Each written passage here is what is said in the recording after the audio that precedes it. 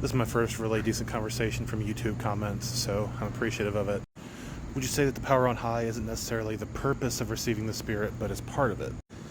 And that's the issue. Like, baptism of the Holy Spirit and receiving the Spirit of salvation, I believe, are distinct. Acts 8 is one of those prime examples. The Samaritans believed and were baptized.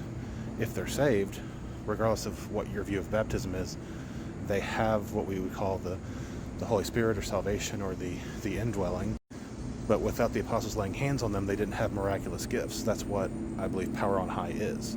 I believe that's the purpose of Holy Spirit baptism, even though the normative way was the apostles laying hands on them. The thing about Holy Spirit baptism is it was promised to the apostles, but then it was given to Cornelius.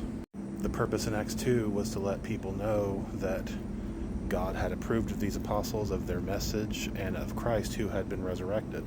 The purpose of the Acts 10 is to let Peter know, like, all the visions and everything in that chapter leads up to, we can't forbid water, that these should be baptized, same as the rest of us.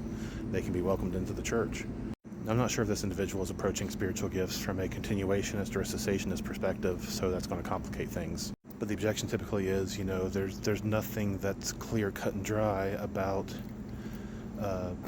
baptism of the Holy Spirit, receiving the Holy Spirit in salvation, miraculous gifts, and that sort of thing.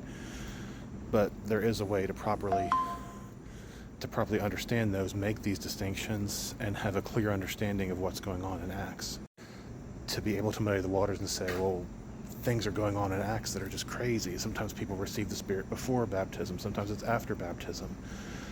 But if we understand receiving the Spirit to be miraculous gifts in a majority of places, then the difficulty is removed. But we're not denying the reception of what I call the seal of the Spirit in salvation. And whether that happens at baptism or not was really what the discussion previously was, but these two discussions are intertwined.